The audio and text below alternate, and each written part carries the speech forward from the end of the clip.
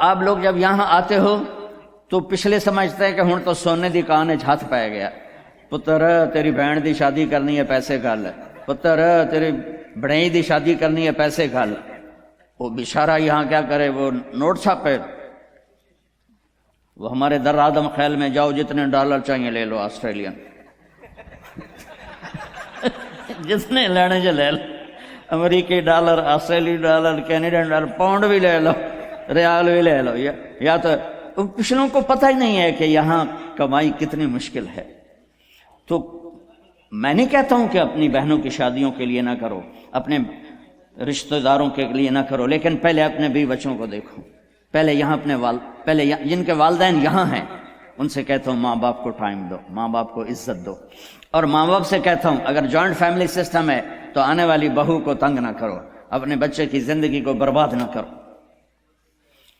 ایک حد ہے، یہ خامند کے ذمہ، بچے کے ذمہ ہے۔ ماں باپ کو اپنی عزت دے، اولاد بیوی کو اپنی عزت دے۔ اگر آپ اپنی اولاد کے خرچوں سے بعد بھی پیسہ بنتا ہے تو پھر اپنی کسی بہن کی، بھتیجی کی، بھانجی کی، بھائی کی شادی کرنی ہے تو پیسہ بھیجو، لیکن اس طرح بچوں کو تنگی میں ڈال کے، اپنے آپ کو تنگی میں ڈال کے، ڈبل شفٹیں کر کے یہ ظلم نہ کرو کہ نماز بھی گئی، روزہ بھی گیا، قرآن بھی گیا، مسجد بھی گئی، جانوروں کی طرح لگے ہوئے، یہ کیا زندگی؟ تو بھائیو، اپنے نبی کی پیاری زندگی کو سیکھنے کی نیت کرو۔ یہ تبلیغ کا کام اسی کی محنت ہے۔ میں زیادہ نہیں مانگتا ہوں، سارے مجمع سے کہتا ہوں صرف ایک ویکینڈ مہینے میں تبلیغ میں لگا لیا کرو، آپ کو بہت فائدہ ہوگا۔ اور آج کے بعد نیت کرو کہ جھوٹ نہیں بولنا، ٹھیک ہے، دھوکہ نہیں دینا، رزق حرام نہیں کمانا۔ اور آخری بات ہے، اگر آپس میں کسی سے لڑے ہو صلح کر لو، معاف کر لو۔ خاص طور خامند اور بیوی لڑے ہوں، دیکھو عجیب بشارت سناتا ہوں، خامند اور بیوی لڑے ہوں اور وہ آپس میں صلح کر لیں تو اللہ ان کے پچھلے سارے گناہ معاف کر دیتا ہے۔ اللہ کو خامند بیوی کی صلح اتنی محبوب اور اتنی پسند ہے۔ باقی جس سے بھی کوئی لڑائی جھگڑا ہے، آپ ایسی اپنی ایسوسیشن بناؤ کہ جس میں یہ جھگڑے آئیں، عدالتوں میں مت جاؤ، اپنے بناؤ، اس میں ایسے اہل علم لوگوں کو ڈالو کہ وہ آپ کے جھگڑے پنچایت کے طور پر مٹائیں۔ عدالتوں میں جا کر تو پھر وہ مزید بڑھتے بات بڑھ جاتی ہے۔ آپ ایک معاشرہ بنو، یہیں شادیاں کرو، یہیں بچے بچیوں کی شادیاں، یہاں کی بچی یہاں کا بچہ ہو تو کمپرومائز ہو جائے گا۔ وہاں سے بچی آئے یا بچہ آئے، وہ اس ماحول میں ایڈجسٹ نہیں ہوتا، پھر مصیبتیں پڑتی ہیں، مشکلیں پڑتی ہیں، طلاقیں ہوتی ہیں۔ بہرحال یہ تو خالی ایک میرا مشورہ ہے، یہ میرا کوئی نصیحت نہیں، مشورہ ہے۔ اگر آپ کر لیں گے، جب آپ نے یہاں رہنا ہے تو یہیں ایک معاشرہ بناؤ۔ تو سارے بھائی اس کی نیت کرتے ہو نا؟ تو آخری بات جو میں نے کی تھی دھیان سے سن لینا کہ کسی سے ناراض ہو تو اٹھ کے صلح کر لینا، ٹھیک ہے نا؟ سارے بھائی نیت کرتے ہو؟ چلو درود شریف پڑھو۔ ایک اچھا ڈاکٹر بننا ایک الگ محنت، اور اچھا انسان بننا یہ دوسری محنت۔ میری یا آپ کی اصل زندگی موت سے شروع ہوتی۔ میرا بھائی بھی ڈاکٹر ہے، مجھ سے چھوٹا ہے، کارڈیالوجسٹ ہے، بہت اچھا ڈاکٹر۔ ایک دن مجھ سے کہنے لگا سانو ساڑھے پیسے دا تا فائدہ کوئی نہیں کہ ساڑیاں اولاداں نو ہوئے تا ہوئے، ایسا کدی ہسپتال، کدی کلینک، کدی اینجیوگرافی، کدی اینجیوپلاسٹی، ساڑی تو اس سے جو ڈپ جاندی ہے۔ اگوں اولاد دے مقدر ہے پتہ نہیں ہے بھی صحیح کہ نہیں ہے۔ امام جعفر صادق رحمہ اللہ علیہ السلام بیٹھے ہوئے تھے، کہنے لگے امام صاحب یہ اللہ نے مکھی کیوں پیدا کی؟ تو انہوں نے فرمایا تیرے جیسے متکبر کا غرور توڑنے کے لیے کی ہے۔ دنیا کی سب سے بڑی حکومت کا مالک ہے، ایک مکھی سے تو جان نہیں چھڑا سکتا۔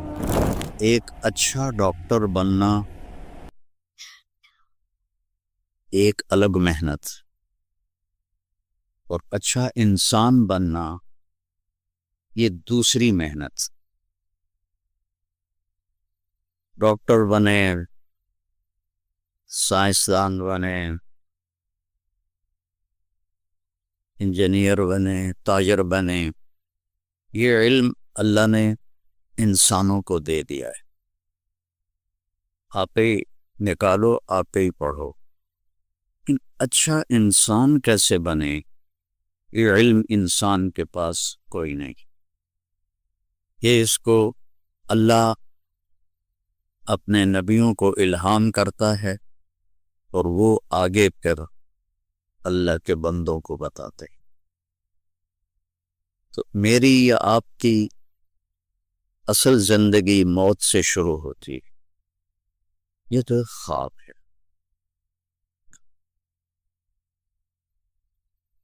حضرت علی رضی اللہ عنہ کا فرمان ہے، الناس نیام اذا ما تنتبہوا. لوگ سوئے ہوئے ہیں، موت آئے گی تو آنکھ کھل جائے گی. میرا بھائی بھی ڈاکٹر ہے، مجھ سے چھوٹا ہے، کارڈیالوجسٹ ہے، بہت اچھا ڈاکٹر ہے. وہ کہتا ہے ایک دن مجھ سے کہنے لگا، سانو ساڑھے پیسے دا تو فائدہ کوئی نہیں، کہ ساڑیاں اولاداں نو ہوئے تو ہوئے.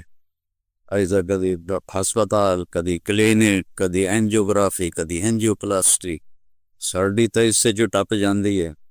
اگوں اولاد دے مقدر پتہ نہیں ہے بھی صحیح کہ نہیں ہے. یہی قضیہ سب کے ساتھ. جتنے کوئی بڑے مالدار نظر آتے ہیں، یہ اتنی زیادہ زنجیروں میں جکڑے ہوتے ہیں، ان کے کام ان کو پکڑ لیتے ہیں، اس سے نکل نہیں سکتے، چونکہ انہوں نے صرف کاروبار بڑھانے کا علم حاصل کیا ہے، اچھا انسان بننے کا علم حاصل نہیں کیا، اچھا فزیشین بننے کا علم حاصل کیا ہے، اچھا انسان بننے کا علم حاصل نہیں. اور یہ چیزیں اللہ تعالیٰ نے باقی مخلوقات کو یہ علم بہت اعلیٰ دیا ہے. ابو جعفر منصور ایک بڑا متکبر بادشاہ گزرا ہے، بنو عباس کا. اس کے منہ پہ مکھی بیٹھ رہی تھی، اس کو ہٹاتا تھا وہ پھر بیٹھ جاتی تھی، پھر ہٹاتا تھا وہ پھر بیٹھ جاتی تھی. تو وہ امام جعفر صادق رحمہ اللہ علیہ السلام بیٹھے ہوئے تھے، کہنے لگے امام صاحب یہ اللہ نے مکھی کیوں پیدا کی؟ تو انہوں نے فرمایا تیرے جیسے متکبر کا غرور توڑنے کے لیے کی ہے. کہ دنیا کی سب سے بڑی حکومت کا مالک ہے، ایک مکھی سے تو جان نہیں چھڑا سکتا. 1964 میں لاہور داخل ہوا تھا سینٹرل ماڈل اسکول میں، پھر 69 میں گورنمنٹ کالج میں، پھر ایف ایس سی کے بعد اللہ نے مجھے اس راستے پہ چلا دیا. ایک بات پوچھتا ہوں، اگر میں ڈاکٹر ہوتا تو مجھے بلاتے ایسے؟ وجہ یہ تھی کہ جو اللہ کے لیے ذلیل ہوتا ہے اللہ اسے عزت دیتا ہے. چونکہ میرا بیک گراؤنڈ ایک ذمہ دار فیملی اور قدیم ذمہ دار فیملی، بڑے ٹھاکر قسم کے متکبر قسم تھے. ان میں مولوی کا تصور نوکر کا تھا، اور نوکر بھی کمی، اور ڈاکٹر بہت خوبصورت پکچر تھی. اب تو آپ لوگوں نے خود بگاڑ دی. اب اکثر ڈاکٹر کاروباری ہیں، ڈاکٹر تو ہیں نہیں. ادھر سے بھی کمیشن لے لو، ادھر سے بھی کمیشن لے لو. کسی کمپنی والے نے گاڑی دے دی تو اس کی دوائیں لکھنی شروع کر دو، کسی نے ایک ٹرپ کروا دیا تو اس کی دوائیں لکھنی شروع کر دو. پہلے ڈاکٹر ہوتے تھے 70 کی دہائی میں، ان کو دیکھتے لوگ دل سے عزت کرتے تھے، کیونکہ ان کے اندر یہ حرص نہیں تھی، یہ ہوس نہیں تھی. اور مولوی صاحب بیچارہ روٹیاں مانگنے والا ہوتا تھا. تو میرے والد مجھے کہتے ہیں تو مولوی بن کے کرنا کیے، تو میری نک وٹا چھڑ دیے. اور پھر گالیاں نکالتے، جو پنجاب کے ذمہ داروں کا بڑا خوبصورت ایک علم ہے، ایسی ایسی گالیاں نکالتے ہیں کہ واہ واہ واہ واہ، گالیاں نکالتے. تو میں صبر سے چلتا رہا اور وہ ذلت برداشت کرتا رہا. آج اللہ نے مجھے آپ کے سامنے بٹھایا ہوا ہے، آپ میری بات سن رہے. تو یہ علم اللہ نے مخلوق کو بھی دیا ہے. میں مکھی کی بات کر رہا. مکھی کا جو دماغ ہوتا ہے، ہمارا دماغ تو اچھا خاصا، مکھی کا جو دماغ ہوتا ہے سوئی کی نوک سے بھی تھوڑا چھوٹا ہوتا ہے. ایک مکھی کا دماغ سوئی کی نوک سے بھی چھوٹا ہوتا ہے، اور اس میں 1,30,000 خلیے ہوتے ہیں، جس کو سیل کہتے ہیں آپ. 1,30,000. سوئی کی نوک سے چھوٹا دماغ، اور اس خالق پہ قربان جاؤں 1,30,000 سیلز، اور ان کو آپس میں کنیکٹ کرنے کے لیے 5 کروڑ ریشے. 5 کروڑ. کون ہے جو یہ مکھی میں یہ سب کچھ پیدا کر رہا؟ اور اس کے چھوٹے سے ماتھے پر، ہمارا کتنا بڑا ماتھا اور چہرہ ہے، 2 آنکھیں، اس کے چھوٹے سے ماتھے پہ 100 آنکھیں ہوتی ہیں. اب مجھے پیچھے نظر نہیں آ رہا، وہ کمبخت پیچھے بھی دیکھ لیتی ہے، ادھر بھی دیکھ لیتی ہے، ادھر بھی دیکھ لیتی ہے، آگے بھی دیکھ لیتی ہے، اوپر بھی دیکھ لیتی ہے، نیچے بھی دیکھ لی. تو اب کہیں سے بھی اس کو مارنے کی کوشش کرو، وہ گئی.